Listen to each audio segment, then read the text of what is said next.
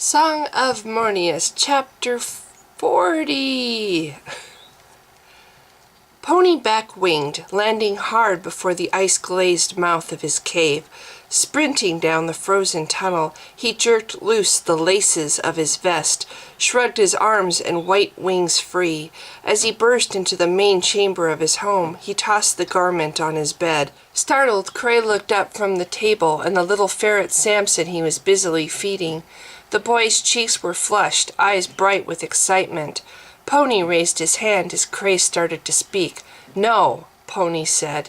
Teeth clenched, he donned his loose-sleeved tunic, stamped on his warmest boots.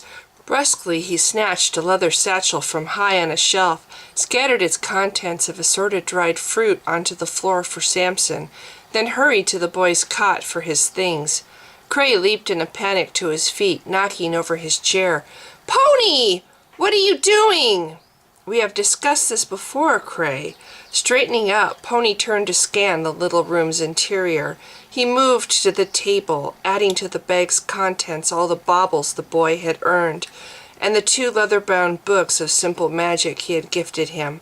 Then he froze, staring at the little crystal globe between the piles of his books. With careful fingers he lifted it out and slipped it into his pocket. "I have no idea what will happen, Cray," he said softly, "but I must prepare. There's something I learned, something I cannot let continue. I must lend my aid if I can. I promise it will not take long." "Pony!" It was a wail of protest, crying out from a child who had already lost too much. Tears streamed down Cray's cheeks. He sank to his knees. Pony tied the bag and placed it on the table. "Cray." Settling himself on the floor, Pony cupped the boy's chin, forced the dark gaze up. "You know how upset I have been? Well, this will help me, and I hope others too." Pony shook his head. The sight of the human woman's injuries still flayed at his heart.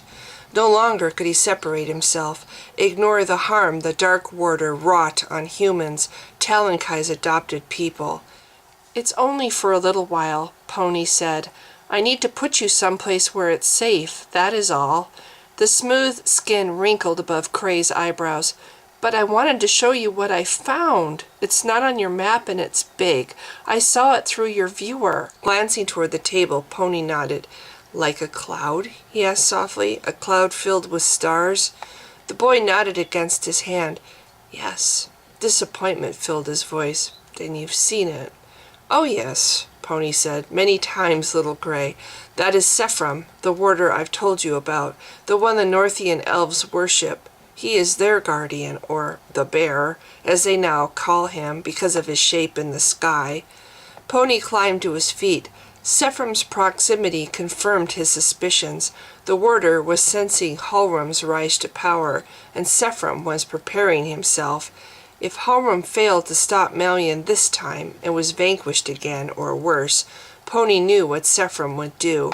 Such destruction would weaken the warder as Halram had been reduced, but Sephram was strong, a fully mature warder. He would endure it. But the world Sephram cherished would not. Lifting the bag with the child's meager possessions, he turned to his bed and snatched up a blanket. This he tossed to the huddled Cray. "Wrap this around you," he said. "It's very cold on Hathra Isle." "Come now, Cray. Everyone must do his part, even you." The boy lifted his blanket and stumbled to his feet, wiping his eyes with the heavy wool fabric. "My part?" "Yes, this is very important too. If you are to become a great wizard one day, we must try our best now to keep you from harm." Pony reached for his staff and then positioned himself behind the boy. He knew Grevlin, knew his habits and haunts, his whereabouts as the winter days progressed on Hathra Island. Grevlin was leader second. Such duty compelled him to talk often among his people. Pony gritted his teeth and focused. He knew the place Grevlin would be. The boy stiffened in his grasp as his magic triggered. Pony, wrapping his arms around Cray's chest, held him firmly. His staff he had formed with time crystals, rare gems he discovered deep in the arid hills of Shamshadea on his world. Each round gem represented perfection, its individual layers thrusting time back on itself, an overlapping maze with no exits. At first he had shattered the globes to release the trapped power, riding the explosion to where or when he wanted to go. But as his supply had dwindled, he fused the finest of the gems that remained, merged the layers into a staff of endless turning. Instead of riding the blast from a ruined crystal, Pony pushed himself inward, placed himself deep in the heart of time's wild current, imagining himself there. Imagination is magic, his mother had often said. Now he used his staff, the precision of his magic. Only as a last resort would he destroy his remaining loose stones, those he kept hidden and safe in the cavern below, where Cray had apparently been despite his orders. He frowned, feeling the little gem in his pocket growing hot in response to the staff. He blinked as the interior of the worm-hulled tavern sprang into existence around him. Cray pressed back, trembling hard against his stomach, while Pony, standing with the child at the center of a crudely woven circular rug, stared at a huddle of giants before him, at the jolly-faced owner hoisting a barrel up to drain it. Clustered around a table, the giants were enjoying a game of pieces, using 2 round, faceted stones carved with symbols on every side. He counted 10 males, 8 of which were old enough to be scarred in body and spirit from their time in the mines. Grinning with bravado he did not feel, Pony swept them a bow as they turned. "Hail, masters!" he called in a booming voice. "I am looking for your leader second. Have you seen him?" Scratch, the half-faced captain of a ship Pony knew as the Roundabout, rose with a sharp creaking of the hardwood floor from his chair, his stormy gray eyes fixed at once on the child. "You bring a human?" Scratch coughed the words from his throat and the shredded remnants of his tongue.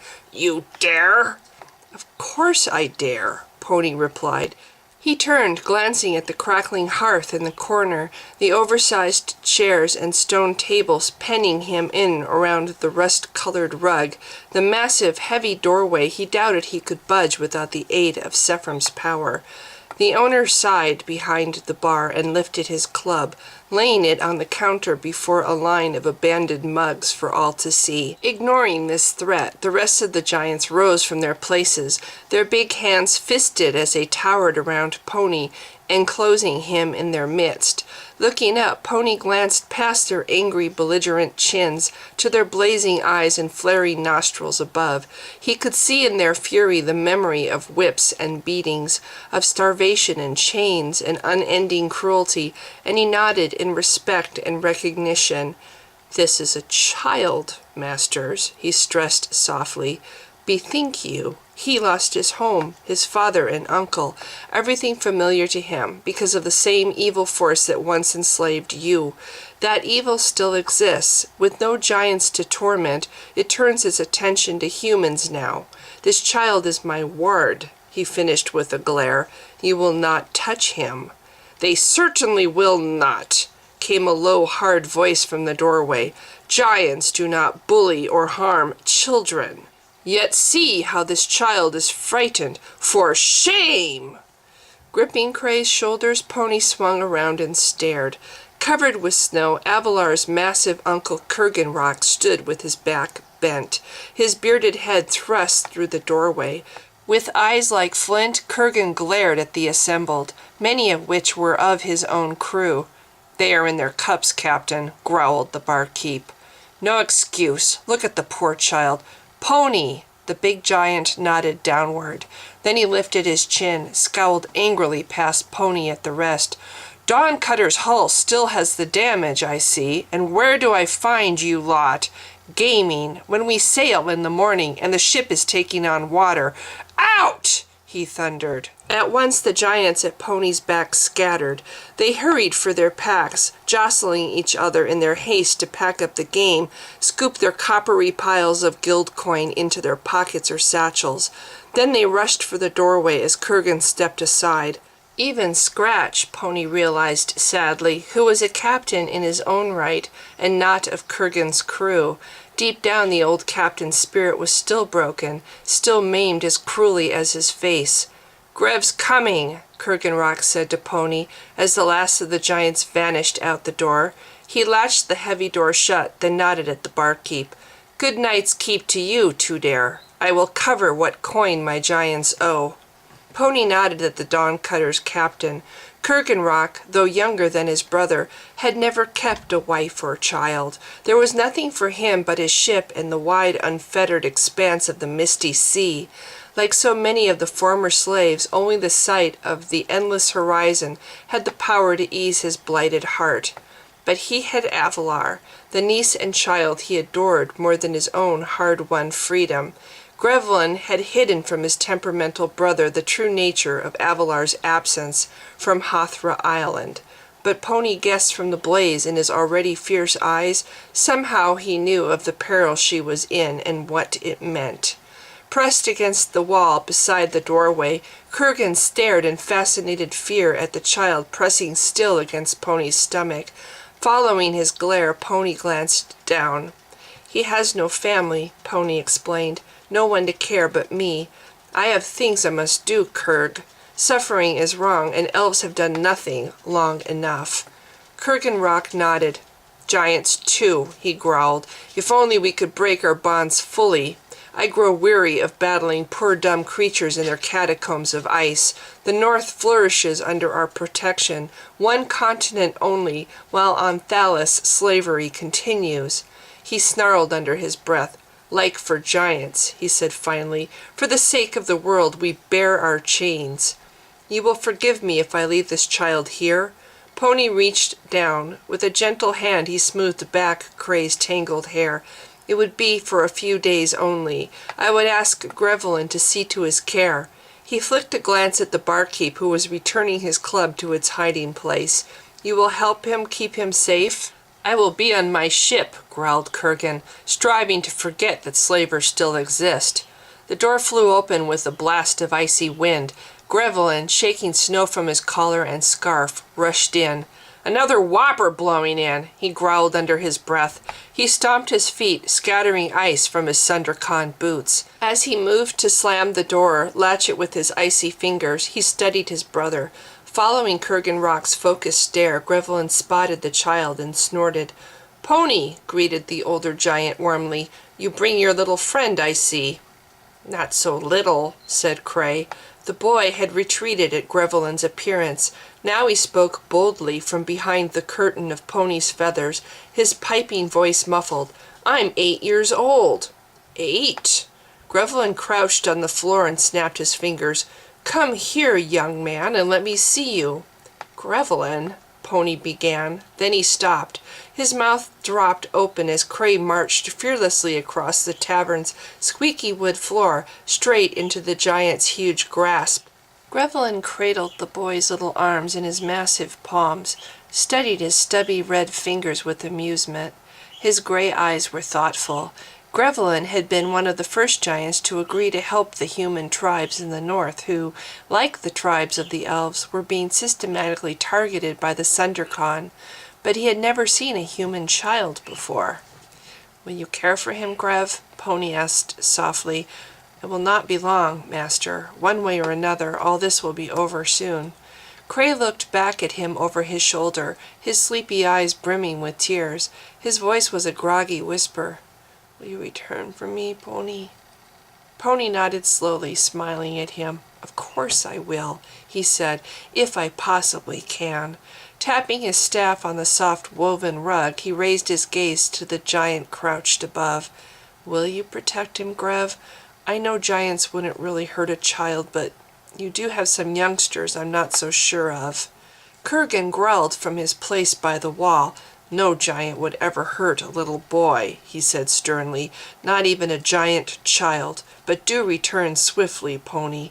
For some of us, even the sight of a human child will trigger memories, pain that none of us need." "We all must pay a price," Grevlin softly told his brother. "We might not be allowed to fight as we wish." He nodded to the little boy in his grasp. but we can surely bear the memories from our past for this short while." At that, Kurgan Rock nodded. "When you put it that way," he rumbled. "I, too, will do my part." He straightened his spine all at once, pushed himself roughly from the wall. "I also will ward the child. He will be guarded, pony elf. For now, however, I do have a ship to run." He stepped to unlatch the heavy door, letting the winter wind swing it around to smack the wall. Shielding his eyes with his hand, he stumbled into the storm. "He means well!" shouted Grevelin. He lunged for the door, positioning himself behind it to slam it shut. Pony saw Cray twist in the giant's grasp, already half asleep. Pony nodded at the slumbering child. "He trusts you, Grev." Grevelin, smiling, lifted one of the little boy's hands. "Same size as Avalar's was," he mused, "when she was just a baby." "Don't let him hear you say that," Pony laughed. He paused. "Grevelin, I must go. I did not fully grasp the extent of Malian's harm upon the humans. Now that I do, I must try to help." "Go quickly, then," said the giant, "and return quickly. Just never forget I will die without you." Pony cocked a brow at his friend. "Don't you dare," he said sternly. "Avalar would never forgive me." Grevelin grinned through his tears. "Don't you dare," the giant returned.